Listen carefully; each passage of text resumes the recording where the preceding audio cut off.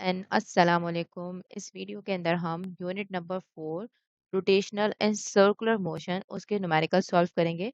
तो इस वीडियो के अंदर हम 1 टू 5 जो है वो न्यूमेरिकल सॉल्व करेंगे। बाकी के जो न्यूमेरिकल्स होंगे वो हम जो है वो नेक्स्ट वीडियो के अंदर सॉल्व करेंगे। तो इस वीडियो के अंदर सिर्फ 1 टू 5 न्यूमेरिकल्स हैं। तो let's get started. Numerical number 1, a car mechanics applies a force of 800 newton to a wrench for the purpose of loosening a bolt.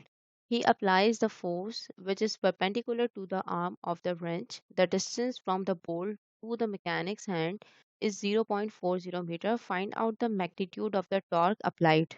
हाल के अंदर आपसे कहा जा रहा है कि एक कार मैकेनिक्स है जो कि 800 न्यूटन की फोर्स जो है वो अप्लाई कर रहा है एक बेंच के ऊपर, इस पर्पस के लिए कि वो बोल्ट जो है नट बोल्ट उसको जो है वो लूज कर सके। ठीक है, और वो जो फोर्स अप्लाई कर रहा है वो क्या है, मूवमेंट आर्म की क्या है, परपेंडिकुलर है। तो इसका मतलब क्या है कि यहाँ पे जो फोर्स एक्सर्ट की जा रही है वो कुछ इस तरीके से है यहाँ पर। ठीक है, वो यहाँ पर इस तरीके से अप्लाई की जा रही है, ये क्या है, फोर्स है। और जो यहाँ से लेकर यहाँ तक का ये जो डिस्टेंस है, ये वाला यहाँ से लेकर यहाँ तक का ये डिस्टेंस जो है, ये क्या है, मोमेंट आर्म है। ठीक है, तो ये क्या है, आर है, जो कि कितना है, 0.40 मीटर है। और यहाँ पे जो फोर्स अप्लाई की जा रही है वो कितनी है, 800 न्यूटन की फोर्स है। और इनके दरमियान जो एंगल बन रहा है यहाँ पर, ये कितना है, 90 डिग्री का एंगल बन रहा है। फर्दर कहते हैं the distance from the pole to the mechanics hand is 0.40 meter. तो मैकेनिक्स का हैंड जो है वो यहाँ पर है, और वो इसके ऊपर जो जो डिस्टेंस है यहाँ से लेकर यहाँ तक का, वो कितना है, 0.40 मीटर का है। आपसे कहा जा रहा है कि आपने मैग्नीट्यूड ऑफ टॉर्क जो है वो फाइंड आउट करना है, कि कितने मैग्नीट्यूड का टॉर्क जो है वो प्रोड्यूस होने वाला है, वो आपने फाइंड करना है। ठीक है, तो डेटा बना लेते हैं कि आपको क्या क्या चीज़ें यहाँ पे गिवन है। आपको यहाँ पे गिवन है फोर्स। फोर्स कितनी है यहाँ पर, 800 न्यूटन की फोर्स है। एंगल कितना बन रहा है यहाँ पर, वो है 90 डिग्री का है।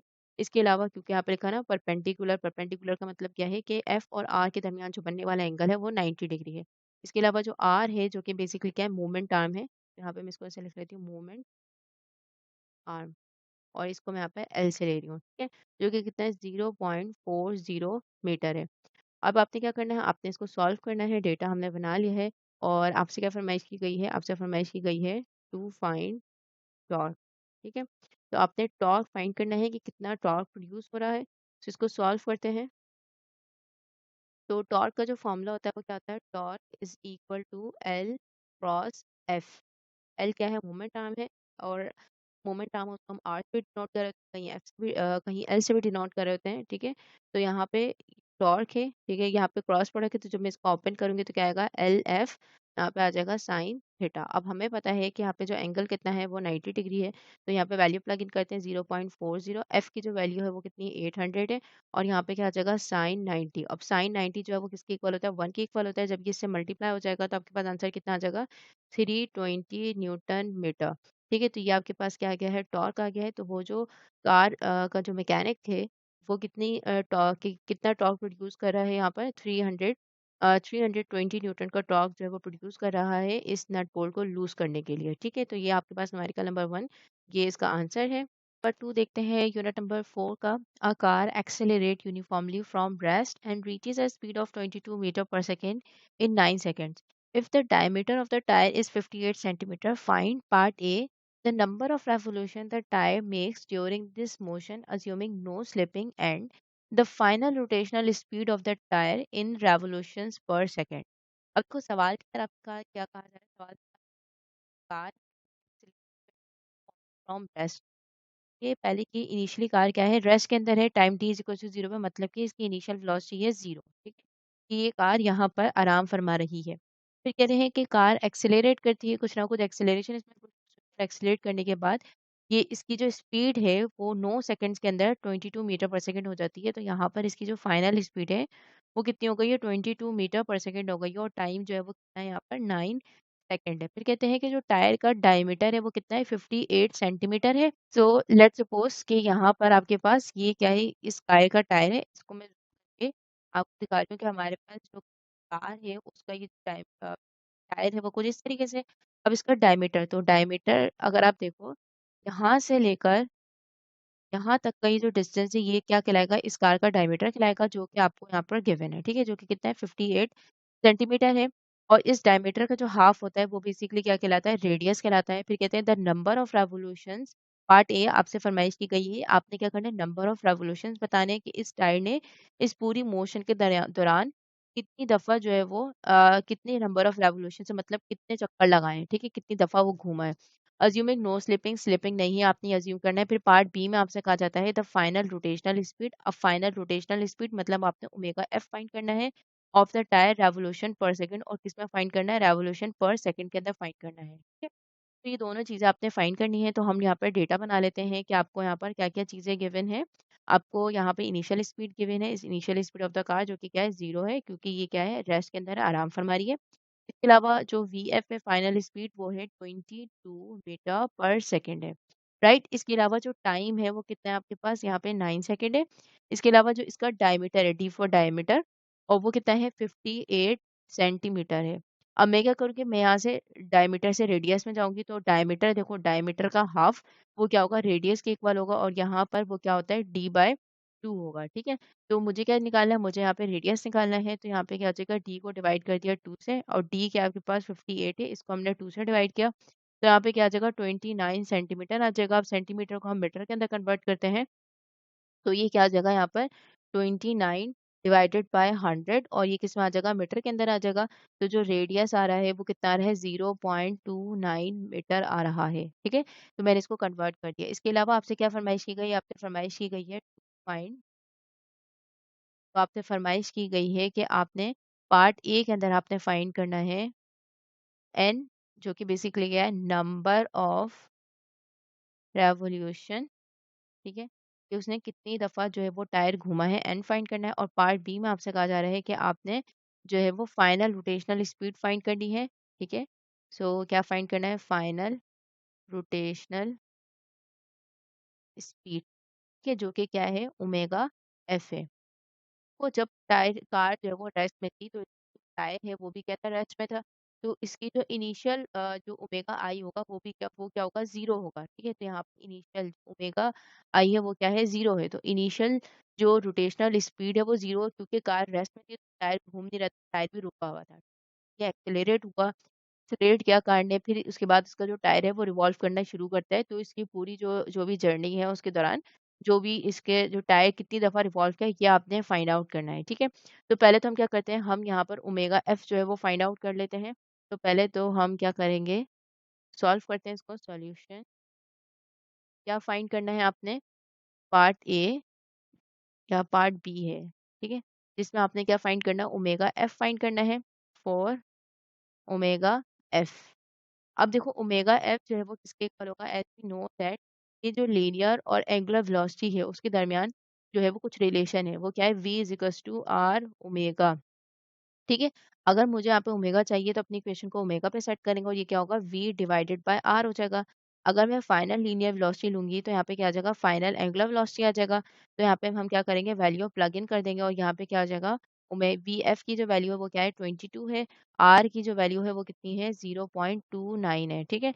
तो ओमेगा एफ जो है आपके पास कितना आ जाएगा, यहाँ पे सिंप्लीफाई करने के बाद वो होगा 75.86 रेडियन पर सेकंड, ठीक है? तो जो आंसर आया है वो किस में आया है, रेडियन पर सेकंड के अंदर आया है। तो ये आपके पास क्या है, ओमेगा एफ है, but in term of radian पर सेकंड है, राइट? अब नेक्स्ट पार्ट देखते हैं, हम पार्ट की तरफ चलते हैं। नेक्स्ट पार्ट है आपके पास पार्ट ए, जिसके अंदर आपको बेसिकली क्या करना है, एन फाइंड करना है। एन जो वो किसको रिप्रेजेंट कर रहे हैं, नंबर ऑफ रेवोल्यूशंस को जो है वो रिप्रेजेंट करे, मतलब कि वो जो टायर है उसने कितनी दफ़ा जो है वो रिवॉल्व किया है इस जर्नी के दौरान, आपने वो बताना है, ठीक है? तो हमें पता है कि अगर वी है बेसिकली किसके इक्वल होता है, डिस्टेंस डिवाइडेड बाय टाइम। अगर मुझे एस फाइंड करना है तो आप क्या लिखोगे, वी मल्टीप्लाई बाय टी आ जाएगा, टी इधर चला जाएगा। अगर मैं इसी चीज़ को एंगुलर के टर्म में लिखूँ तो ये क्या बन जाएगा, एस की जगह पे आप क्या लिखोगे, यहाँ पे एंगुलर डिस्प्लेसमेंट थीटा, वी की जगह पे आप क्या लिखोगे, ओमेगा एंगुलर वेलोसिटी, और यहाँ पे थीटा की टी की जगह पे टी एज इट इज आ जाएगा। अब अगर यहाँ पे ये एवरेज है तो ये क्या होगा, एवरेज वेलोसिटी होगा। तो मैं इसको ऐसे लिख सकती हूँ कि जो थीटा है वो बेसिकली वो किसके इक्वल है, यहाँ पर theta is equal to omega average, मतलब एंगुलर वेलोसिटी का एवरेज मल्टीप्लाई बाय टाइम, ठीक है? तो यहाँ पे आप क्या करोगे, एवरेज किसके इक्वल होता है, initial plus final angular velocity divided by 2, और यहाँ पे क्या आ जाएगा, टाइम आ जाएगा। वैल्यू प्लग इन करते हैं हम यहाँ पे ओमेगा आई जो कि क्या है 0, ओमेगा एफ जो उसकी वैल्यू आई थी 75.86 डिवाइडेड बाय 2 मल्टीप्लाई बाय 9। तो इसको सिंप्लीफाई करेंगे तो आपके पास क्या आएगा, एंगुलर डिस्प्लेसमेंट आएगा जो कि किसके इक्वल होगा, 341.37 रेडियन के इक्वल आएगा। ठीक है, तो ये रेडियन के अंदर आएगा आपके पास ये। अब हमें क्या करना है, हमें थीटा बेसिकली फाइंड नहीं करना था, हमें जो एन है वो फाइंड करना है। अब वो हम एन फाइंड करेंगे। तो लेट्स सपोज कि आपके पास ये क्या है, टायर है आपका। ठीक है, अब यहाँ पे ये क्या है, इस टायर का सेंटर है। और लेट्स सपोज कि ये कोई पॉइंट है जो कि मैंने इस टायर के ऊपर अज्यूम कर लिया, वो ये पॉइंट है। ठीक है, अब यहाँ से ये पूरा एक चक्कर लगाकर जब वो आएगा यहाँ से यहाँ पर, तो वो क्या कहलाएगा, वो किसके इक्वल होगा, 2 पाई रेडियन के इक्वल होगा। ठीक है, तो यहाँ पे अगर आप देखो, अगर ये इसने एक चक्कर लगाया तो 2 पाई रेडियन है, दूसरा चक्कर लगाया तो क्या होगा, 2 मल्टीप्लाई बाय 2 पाई रेडियन हो जाएगा, तीसरा चक्कर लगाएगा तो क्या होगा, 3 मल्टीप्लाई बाय 2 पाई रेडियन हो जाएगा, चौथा चक्कर लगाएगा तो क्या होगा, 4 मल्टीप्लाई बाय 2 पाई रेडियन हो जाएगा। इसी तरह सो ऑन चलते चलते चलते अगर इसने 50 चक्कर लगाए तो क्या होगा, 50 मल्टीप्लाई बाय 2 पाई रेडियन होगा। तो मैं इसको क्या लिखूँ ओवरऑल, इसको थोड़ा सिंप्लीफाई वे में लिखती हूँ कि मैं लिखती हूँ एन, एन क्या है, कोई भी नंबर है, तो हम इसको इस तरह से लिख सकते हैं कि ये जो थीटा है वो बेसिकली किसके इक्वल है, एन मल्टीप्लाई बाय 2 पाई के इक्वल है। ठीक है, अब एन क्या है, कोई भी नंबर है। अब आपको बेसिकली यही एन जो है वो फाइंड करना है कि इसका जो एंगुलर डिस्प्लेसमेंट है वो किसके इक्वल है, 2 पाई रेडियन के इक्वल है। लेकिन एन जो है वो क्या होगा, अगर एक चक्कर लगाए तो यहाँ पे जो है 1 होगा, 2 3 4 एंड देन सो ऑन। मुझे क्या करना है, एन फाइंड करना है, तो थीटा को डिवाइड कर देंगे हम 2 पाई से। यहाँ पे वैल्यू प्लग इन करते हैं तो ये क्या हो जाएगा आपके पास, N is equal to theta, theta कितना है, 337। ठीक है, इसको डिवाइड कर देंगे 2 पाई से, और यहाँ पे इसका भी यूनिट क्या है, रेडियन है, इसका भी यूनिट क्या है, रेडियन है, तो रेडियन से रेडियन मर जाएगा और एन आपके पास आ जाएगा जो कि कितना होगा, 54.33 आ जाएगा। तो एन की जो वैल्यू आ रही है वो कितनी आ रही है, 50। अगर मैं इसको अप्रोक्सीमेट करके लिखूँ तो ये किसके इक्वल आ रहा है, 55 रेवोल्यूशंस के इक्वल आ रहा है, कि इसने कितने चक्कर लगाए हैं इस पूरी जर्नी के दौरान, वो है 55 चक्कर लगाए, मतलब कि जो टायर है इस पूरी जर्नी के दौरान कितनी दफ़ा घुमा है, 55 दफ़ा जो है वो घूमा है। ठीक है, तो यहाँ पे ये आपके पास क्या गया, पार्ट ए का जो है वो आंसर आ चुका है। अब अगर सवाल में हम ऊपर चले वापस, तो पार्ट बी में आपसे क्या कहा था कि आपने 12 रेडियन पर सेकंड जो इसकी एंगुलर वेलोसिटी। अब आप देखो यहाँ पे लिखा है final rotational speed. Final rotational speed का मतलब क्या है, आपने ओमेगा एफ फाइंड करना है। अब किसकी है, टायर की है, इन रेवोल्यूशंस पर सेकंड। अब सवाल में रेवोल्यूशंस लिखा और यहाँ यूनिट जो है वो रेडियन लिखा हुआ है, तो इसका मतलब यहाँ पे क्या है, टाइपो है, ये क्या होना चाहिए, रेवोल्यूशन पर सेकंड होना चाहिए। ठीक है, तो यहाँ पे हम क्या करेंगे, हमने स्पीड निकाली, इसको कन्वर्ट करते हैं, किसके अंदर कन्वर्ट करेंगे हम, रेवोल्यूशन कन्वर्ट करेंगे। अब हमें जैसे कि पता है कि अगर ये पूरा एक चक्कर लगाएगा यहाँ से लेकर यहाँ पर, तो ये जो पूरा एक चक्कर लगाएगा तो एक रेवोल्यूशन जो है वो किसके इक्वल होता है, वो इक्वल होता है 2 पाई रेडियन की इक्वल होता है। ठीक है, तो हम इसको ऐसे लिखेंगे, one revolution is equal to 2 pi radian के इक्वल है। तो मैं इसको ऐसे लिख सकती हूँ, यहाँ पे 2 पाई इधर आ जाएगा तो 1 डिवाइडेड बाय 2 पाई, और यहाँ पे क्या आ जाएगा, रेवोल्यूशन, और यहाँ पे आपके पास क्या आ जाएगा, 1 रेडियन आ जाएगा। ठीक है, तो इसको जब आप सिंप्लीफाई करोगे तो आप क्या करोगे, बेसिकली यहाँ पे ये जो रेडियन है इसकी जगह पे आप इस टर्म को प्लग इन कर दोगे, तो आपके पास क्या बन जाएगा, यहाँ पर omega F is equal to 75.86, और यहाँ पे आप इसको मल्टीप्लाई कर दोगे 1/2 पाई से, और यहाँ पे क्या आ जाएगा, रेवोल्यूशन पर सेकंड। ठीक है, तो इसको जब सिंप्लीफाई करोगे तो omega F is equal to 12 revolution per second. ठीक है, तो ये आपके पास क्या आ जाएगा, ओमेगा एफ आ जाएगा यहाँ पर, और ये आपके पास क्या आ गया, आंसर आ गया है। पार्ट ए के अंदर आपने नंबर ऑफ रेवोल्यूशंस फाइंड करनी थी, और पार्ट बी में आपने ओमेगा एफ मतलब फाइनल रोटेशनल स्पीड फाइंड करनी थी इन रेवोल्यूशन पर सेकंड। ठीक है, next numerical है numerical number 3. An ordinary workshop grindstone has a radius of 7.5 centimeter and rotates 6,500 revolutions per minute. Part A, calculate the magnitude of centripetal acceleration at its edge in meter per second square and convert it into multiples of g. Part B, what is the linear speed of a point on its edge? तो basically देखो सवाल में आपसे कहा जा रहा है कि ऑर्डिनरी आम सी एक वर्कशॉप है जहाँ पर एक ग्राइंड स्टोन है। ग्राइंड स्टोन क्या होता है, वो इस तरीके से गोल सा एक पत्थर होता है जिसको घुमाया जाता है, और कोई भी चीज़ यहाँ पे इस तरीके से रखकर उसको तराशी जा रही होती है। ठीक है, तो तराशने के लिए बेसिकली इस ग्राइंड स्टोन को यूज किया जाता है। अब कहते हैं कि इस ग्राइंड स्टोन का जो रेडियस है वो आपको गिवन है, जो कि कितना है, जो कि है 7.5 सेंटीमीटर है। तो this is the radius of the grind stone. इसके अलावा कहते हैं कि कितना रोटेट कर रहा है, ये आपको यहाँ पर इसकी एंगुलर वेलोसिटी गिवन है जो कि है 6500 रेवोल्यूशन पर मिनट है। आप सवाल में कहा गया है कि आपने मैग्नीट्यूड ऑफ एक्सीलरेशन निकालना है। तो यहाँ पे ये कोई एच है इसका और इसकी जो एक्सेलरेशन है, कौन सी एक्सेलरेशन? सेंटीमीटर एक्सेलरेशन भी आपने फाइंड करनी है। फिर फर्दर आपसे कहा जा रहा है सेंटीमीटर एक्सेलरेशन क्या होगी? टुवर्ड द सेंटर होगी। फिर कहते हैं कोई पॉइंट है एच के ऊपर, उसकी आपने जो लीनियर वेलोसिटी है या लीनियर स्पीड है वो भी आपने फाइंड करनी है और अपनी एक्सेलरेशन को आपने मल्टीपल ऑफ जी की फॉर्म में भी लिखना है। तो डेटा बना लेते हैं हम, क्या-क्या चीज़ें आपने फाइंड करनी है, क्या-क्या चीज़ आपको गिवन है। तो डेटा बनाएँगे, पहले आपको क्या गिवन है? रेडियस। अब रेडियस जो है वो किसमें गिवन है? सेंटीमीटर में। 7.5 सेंटीमीटर, सेंटीमीटर से मीटर में जाने के लिए आप क्या करोगे? 7.5 को डिवाइड कर दोगे 100 से। कैसे 100 आए, ये सब चीज़ें हमने इससे पहले डिस्कस कर ली हैं, ठीक है? कर चुके हैं हम। तो यहाँ पे हम इसको डिवाइड करेंगे 100 से, आंसर आ जाएगा 0.075 मीटर आ जाएगा, राइट? ओमेगा आपके पास कितना गिवन है? वो है 6500 रेवोल्यूशंस पर मिनट है। अब देखो हमारा जो यूनिट होता है वो क्या होगा? रेडियन पर सेकंड होगा, क्योंकि हम एसआई सिस्टम में काम करेंगे और एसआई में ओमेगा की जो यूनिट होता है वो रेडियन पर सेकंड होता है, राइट? अब यहाँ पे देखो कि हम क्या करेंगे? रेवोल्यूशन से हमें किस में जाना है? रेडियन के अंदर जाना है। अब आपको पता है एक सर्कल है, ठीक है? उसमें क्या होता है कि जब आप चक्कर लगाते हो, लेट्स सपोज़ ये पॉइंट है, इसने पूरा एक गोल चक्कर लगाया, तो यहाँ पे ये किसके इक्वल हो जाएगा? 2 पाई रेडियन के इक्वल हो जाएगा। तो हम लिख सकते हैं कि एक पूरा चक्कर जो है, एक पूरा रेवोल्यूशन, 1 रेवोल्यूशन, वो किसके इक्वल होता है? 1 revolution is equal to 2 pi radian के इक्वल होता है, ठीक है? तो अगर मुझे यहाँ पे रेवोल्यूशन की जगह रेडियन में कन्वर्ट करना है, तो मैं क्या लिख सकती हूँ यहाँ पर? ये देखो 6500 तो एज़ इट इज़ आ जाएगा। रेवोल्यूशन की जगह पर आप यहाँ पे क्या लिखोगे? रेडियन लिखोगे। तो यहाँ पे आपके पास क्या आ जाएगा? और ये क्या आएगा? 2 पाई रेडियन। अब जो यूनिट है वो किसमें कन्वर्ट हो गया? रेडियन में कन्वर्ट हो गया।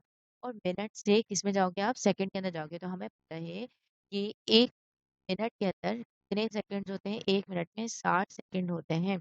तो हम क्या कर देंगे यहाँ पर? कि यहाँ पर हम ये कर सकते हैं कि मिनट की जगह हम क्या लिखते हैं? 60 सेकंड।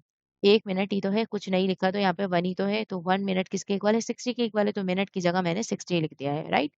तो यहाँ पे इसको सिंप्लीफाई करेंगे और यहाँ पे आपके पास आंसर आ जाएगा 680.67 रेडियन पर सेकंड। तो यहाँ पे एसआई सिस्टम के यूनिट को फॉलो करते हुए मैंने इसको एसआई में जो है वो कन्वर्ट कर लिया है, ठीक है? रेडियन पर सेकंड में कन्वर्ट कर लिया है, राइट? अब हमें क्या फाइंड करना है? हमें फाइंड करना है पार्ट ए के अंदर सेंटीमीटर एक्सेलरेशन। लेकिन सेंटीमीटर एक्सेलरेशन किसमें हो? मीटर पर सेकंड के अंदर होनी चाहिए, मीटर पर सेकंड स्क्वायर के अंदर। फिर आपने क्या करना है? अपनी एक्सेलरेशन को किसकी फॉर्म में लिखना है? मल्टीपल ऑफ जी की फॉर्म में भी लिखना है, ठीक है? तो आपने क्या करना है? Write A C multiple of into multiple of G, ठीक है? तो जी की फॉर्म में भी हमने इसको लिखना है। फिर पार्ट बी में आपसे कहा गया है कि आपने लीनियर स्पीड जो है वो एच की फाइंड करनी है। तो बहुत सीधा सा क्वेश्चन है, अब इसको हम सॉल्व कर लेते हैं। सबसे पहले हम क्या करेंगे? अपनी सेंटीमीटर एक्सेलरेशन के लिए काम करेंगे। तो उसका जो फ़ॉर्मूला होता है वो क्या होता है? AC is equal to V square over R होता है, ठीक है? अब हमें पता है कि यहाँ पे देखो आपको सवाल में V तो कहीं गिवन नहीं है, बल्कि आपने उल्टा V जो है वो फाइंड करना है। अब हमें पता है लीनियर और एंगुलर वेलोसिटीज़ के दरमियान क्या है रिलेशन, एक और वो क्या होता है? V is equals to R omega होता है, ठीक है? तो मैं क्या कर सकती हूँ? इस टर्म को इसके अंदर जो है वो प्लग इन कर सकती हूँ। तो यहाँ पर आपके पास ये जो इक्वेशन है क्या बन जाएगी? AC इज़ इक्वल टू, तो v की जगह पे आप क्या लिखोगे? r ओमेगा, और यहाँ पे आ जाएगा स्क्वायर, और नीचे हम क्या कर देंगे? डिवाइड कर देंगे r से, जो कि पहले से ही था।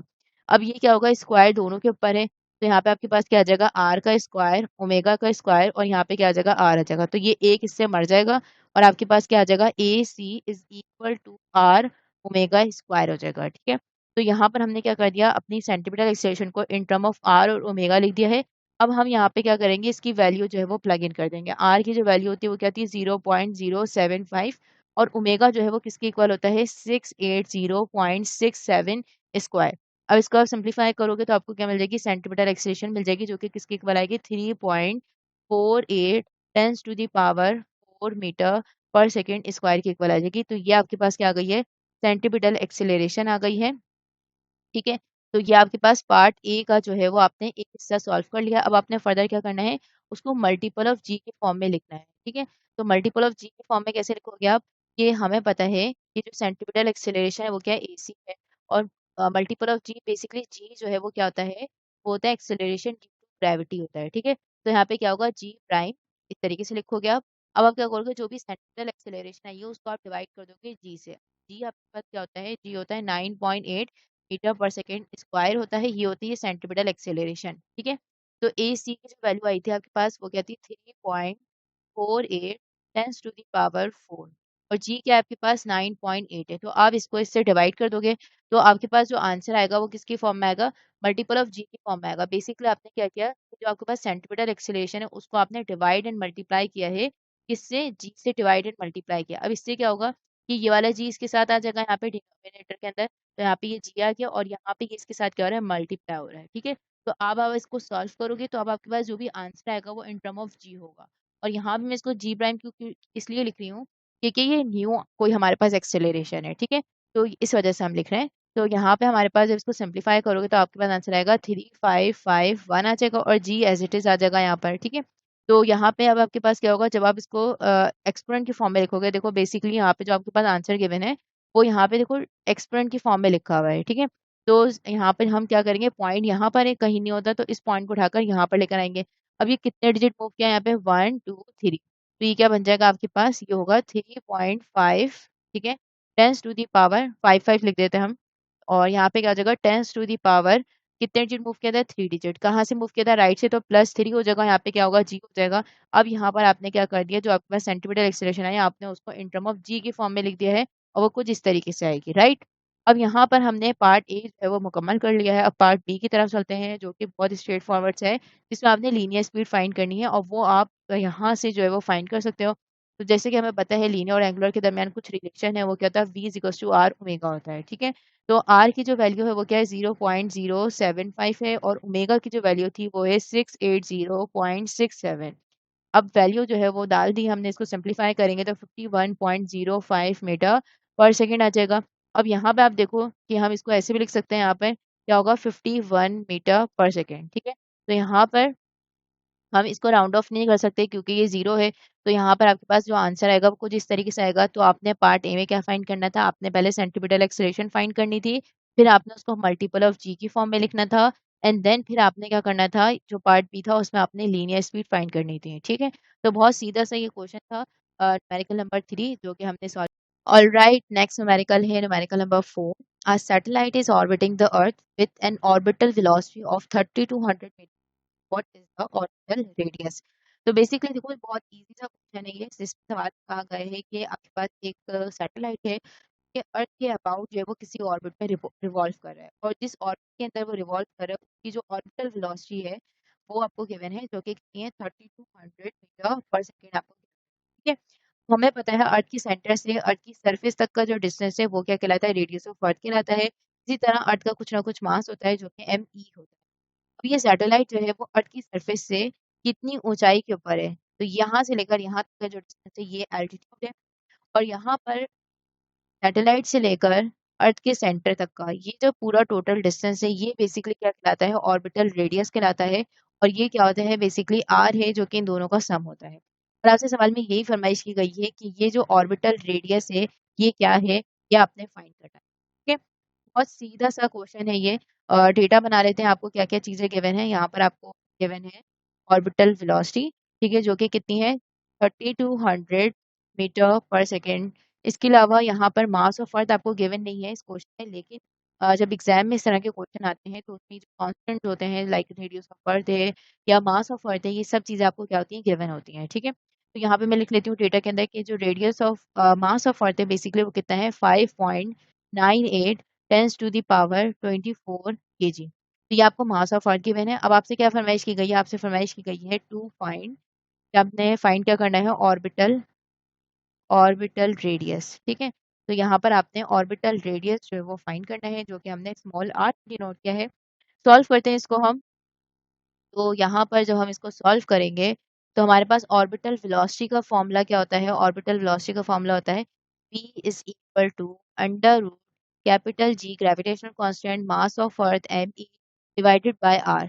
r क्या है, ऑर्बिटल रेडियस है, और हमें यहाँ से ये r जो है ये निकालना है। तो इसको निकालने के लिए हम क्या करेंगे, taking square on both side. तो अपनी जो इक्वेशन है उसकी दोनों तरफ क्या कर देंगे, स्क्वायरिंग कर देंगे।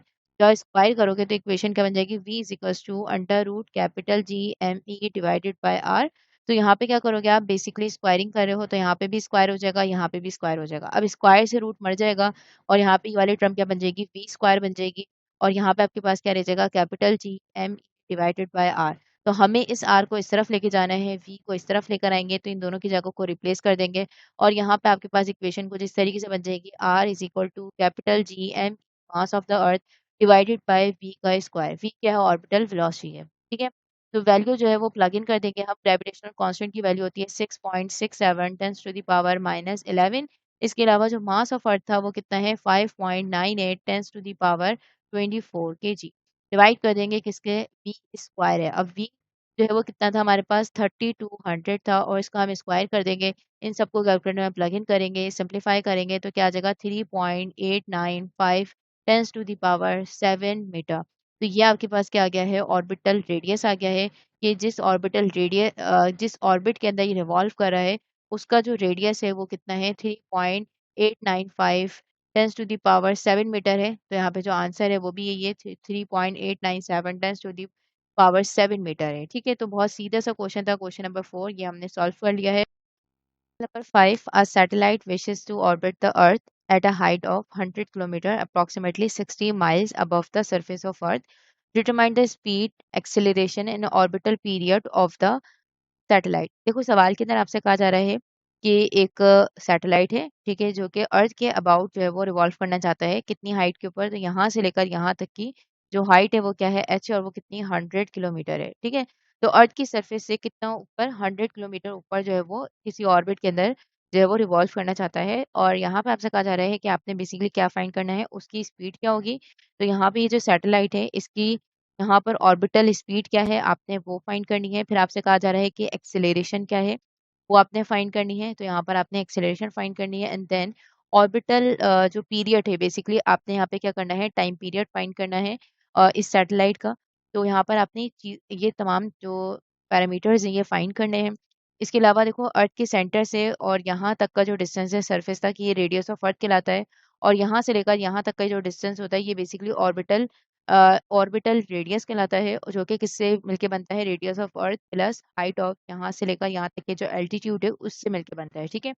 और मास ऑफ अर्थ जो है वो बेसिकली अर्थ का है, और वो आपको सवाल में गिवन है, और अर्थ का रेडियस भी आपको यहाँ पर गिवन है, ठीक है। तो क्या क्या चीज़ें आपको यहाँ पर गिवन है, डेटा बना लेते हैं जल्दी से। और गिवन है आपके पास हाइट जो कि कितनी है, 100 किलोमीटर है। तो अगर मैं लिखूँ तो क्या हो जाएगा, 100 × 10⁻³ मीटर, राइट। इसके अलावा जो रेडियस ऑफ अर्थ है जो कि क्या है, आर ई है, वो कितना है, 6.37 × 10⁻⁶मीटर। इसके अलावा जो मास ऑफ अर्थ है वो कितना है, 5.98 tens to the power 24 kg। इसके अलावा जो ऑर्बिटल रेडियस है जो कि क्या है, आर, वो किसके इक्वल है, R is equal to R E plus H के इक्वल है, ठीक है। इसके अलावा यहाँ पर आपसे कहा जा रहा है, यहाँ पे इसको हम सिंप्लीफाई कर लेते हैं। आर ई जो है वो क्या है, basically 6.37 tens to the power 6, ठीक है। और जो हाइट है वो कितनी है, 100 टेंस टू द पावर 3। दोनों को ऐड कर लेंगे तो ऑर्बिटल रेडियस जो आपके पास आएगा वो कितना है, 6.47 tens to the power meter. इसके अलावा जो मास ऑफ अर्थ है वो कितना है, वो हमने यहाँ पे लिख लिया है डेटा के अंदर कि वो आपको गिवन है, ठीक है। इसके अलावा आपसे क्या फरमाइश की गई है, आपसे फरमाइश की गई है कि आपने क्या फाइंड करना है, आपने जो है वो स्पीड फाइंड करनी है, बी। के अलावा आपने पार्ट बी के अंदर जो है वो एक्सेलरेशन फाइंड करनी है। इसके अलावा पार्ट सी के अंदर आपने टाइम पीरियड जो है वो फाइंड आउट करना है। इसके अलावा जो है वो सॉल्व करते हैं। पहले हम ऑर्बिटल स्पीड कैलकुलेट कर लेते हैं। तो सॉल्व करते हैं इसको। ऑर्बिटल स्पीड जो है उसका फॉर्मूला क्या होता है, v is equal to under root capital G M E divided by R, ठीक है। तो वैल्यू प्लग करते हैं यहाँ पर, अंडर रूट जी क्या है, 6.67 tens to the power -11। Gravitational constant है, और मास ऑफ अर्थ जो है वो कितना है, 5.98 tens to the power 24। And जो ऑर्बिटल रेडियस है वो कितना है, 6.47 टेंस टू द पावर 6। इसको सिंप्लीफाई करेंगे कैलकुलेटर में प्लग इन करके तो आपके पास आंसर आएगा 7.85 tens to the power 3 metre पर second. This is the orbital speed. कि अगर वो सैटेलाइट जो है वो 100 किलोमीटर अबव जो है वो अर्थ से मूव करना चाहता है तो उसकी जो ऑर्बिटल स्पीड होगी वो कितनी होगी, 7.85 tens to the power 3 metre पर सेकेंड होगी, ठीक है। तो पार्ट ए हमने सॉल्व कर लिया है। अब हम क्या करेंगे, पार्ट ए हमने सॉल्व कर लिया है, पार्ट बी की तरफ चलते हैं। जिसमें आपसे कहा गया था कि आपने एक्सेलरेशन फाइंड करनी है। तो बेसिकली यहाँ पे जो बात हो रही है वो सेंट्रीपिटल एक्सेलरेशन की बात हो रही है, क्योंकि यहाँ पे ये जो सैटेलाइट है ये इस तरीके से ऑर्बिट के अंदर सर्कुलर पाथ के ऊपर जो है वो मूव कर रहा है, और यहाँ पर इसके ऊपर क्या रखेगा, टूवर्ड द सेंटर एक एक्सेलरेशन होगी जो कि क्या होगी, सेंट्रीपिटल एक्सेलरेशन होगी बेसिकली। ठीक है, अब सेंट्रीपिटल एक्सेलरेशन जो है वो किसके इक्वल होता है, A C is equal to V square over R के इक्वल होता है। ठीक है, यहाँ पे जो आर है ये क्या है, इसका ऑर्बिटल रेडियस है। अब यहाँ पे हम क्या करना है, वैल्यू प्लग इन कर देंगे। वी की जगह पे क्या लिखोगे, 7.85 टेंस टू द पावर 3, और आर की जगह पे आप क्या लिख दोगे, जो उसका ऑर्बिटल रेडियस है जो कि क्या होगा, 6.47 10 टू द पावर क्या हो जाएगा, 6 हो जाएगा। ठीक है, और यहाँ पे इसका क्या होगा, स्क्वायर होगा। तो इसको आप सिंप्लीफाई करोगे तो सेंट्रीपिटल एक्सेलरेशन आपके पास आएगी, वो होगी 9.52 मीटर पर सेकेंड स्क्वायर। तो यहाँ पर जो सेंट्रीपिटल एक्सेलरेशन आई है वो कुछ ये है। हम क्या करेंगे, पार्ट सी की तरफ चलते हैं, जिसमें आपसे क्या कहा है कि आपने ऑर्बिटल टाइम जो है वो कैलकुलेट करना है। तो टाइम कैलकुलेट करने के लिए हमारे पास जो फॉर्मूला है वो क्या है, पार्ट सी की तरफ हम गए हैं, और वो फॉर्मूला होता है A is equal to 4 pi square R divided by T square. ठीक है, तो यहाँ पे आर जो है वो ऑर्बिटल टाइम है, टी टाइम पीरियड है, ए एक्सेलरेशन है, और ये फॉर्मूला कहाँ से आया, ये हमने बेसिकली ड्राइव करके जो है ये फॉर्मूला बनता है। तो ड्राइव नहीं कर रहे हैं, डायरेक्ट से ये हम फॉर्मूला पुट कर रहे हैं। तो इसको आपने क्या करना है, याद रखना है। तो ये टी इधर चला जाएगा तो क्या होगा, टी स्क्वायर हो जाएगा, और यहाँ पे क्या हो जाएगा, 4 पाई स्क्वायर, और यहाँ पे आ जाएगा आर डिवाइडेड बाय, और यहाँ पे आपके पास क्या जाएगी, एक्सेलरेशन आ जाएगी। स्क्वायर हटाने के लिए हम दोनों तरफ क्या करेंगे, रूट ले लेंगे, ताकि हमें सिंपल टी मिल जाए, क्योंकि हमें टी चाहिए। तो ये क्या हो जाएगा, under root 4 pi square R divided by A. अब हमने क्या करना है, वैल्यू प्लग इन कर देंगे इसके अंदर। तो यहाँ पे क्या आ जाएगा, 4 पाई स्क्वायर, आर क्या है, ऑर्बिटल रेडियस है जो कि क्या है, 6.47 10 टू द पावर 6 के इक्वल था। और यहाँ पे एक्सेलरेशन कितनी आई थी आपके पास, 9.52 आई थी। ठीक है, तो यहाँ पे हम सबको प्लग इन करेंगे, सिंप्लीफाई करेंगे, तो आपके पास जो टाइम आएगा वो किसके इक्वल होगा, 5177 सेकंड के इक्वल आएगा। तो ये जो टाइम आ रहा है ये किस में आ रहा है, सेकंड्स के अंदर आ रहा है। हमें जो टाइम फाइंड करना है वो आवर्स में करना है। तो यहाँ पे आप देखो जो टाइम है वो किस में आया हुआ है, यहाँ पे आवर्स के अंदर आया हुआ है, तो हम इसको आवर्स में कन्वर्ट करते हैं। तो हमें ये पता है कि 1 घंटे में कितने सेकंड्स होते हैं, 1 घंटे में जो है वो कितने सेकंड्स होते हैं, वो होते हैं 3600 सेकंड्स होते हैं। ठीक है, मुझे अगर 1 सेकंड का फाइंड करना है तो यहाँ पे क्या होगा, ये वाली टर्म इधर आके डिवाइड हो जाएगी। यहाँ पे क्या आ जाएगा, 3600 आ जाएगा, और ये किसमें कन्वर्ट हो गया, आवर्स के अंदर कन्वर्ट हो गया है। ठीक है, तो अब मैं क्या कर सकती हूँ, मैं यहाँ पर इस सेकंड की जगह पे ये वाली पूरी टर्म को प्लग इन कर सकती हूँ। तो यहाँ पे ये इक्वेशन क्या बन जाएगी, कुछ इस तरीके से, यहाँ पे टी इस तरीके से लिखा जा सकता है, 5177 सेकंड की जगह पे क्या आ जाएगा, 1 डिवाइडेड बाय 3600, और ये किस में कन्वर्ट हो जाएगा, आर के अंदर कन्वर्ट हो जाएगा। ठीक है, तो जब इसका सिंप्लीफाई करोगे कैलकुलेटर में प्लग इन करके, तो आपके पास आंसर आएगा 1.438 आवर्स। ठीक है, तो राउंड ऑफ कर देंगे इसको, तो आपके पास जो टाइम आएगा वो किसके इक्वल होगा, 1.44 आवर्स के इक्वल होगा। तो आपने क्या कर दिया, टाइम पीरियड को आवर्स के अंदर कन्वर्ट कर दिया है। तो यहाँ पर आपने इस सवाल को भी सॉल्व कर लिया है, पार्ट सी भी सॉल्व हो चुका है।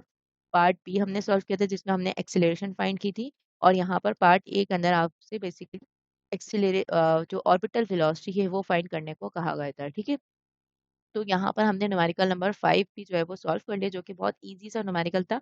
तो इस वीडियो के अंदर हमने सिर्फ जो है वो शुरू के 5 सवाल सॉल्व किए हैं। 5 न्यूमेरिकल सॉल्व किए हैं। अब बाकी की जो नेक्स्ट वीडियो होगी उसके अंदर हम रिमेनिंग जितने भी न्यूमेरिकल्स हैं वो सॉल्व करेंगे। ठीक है?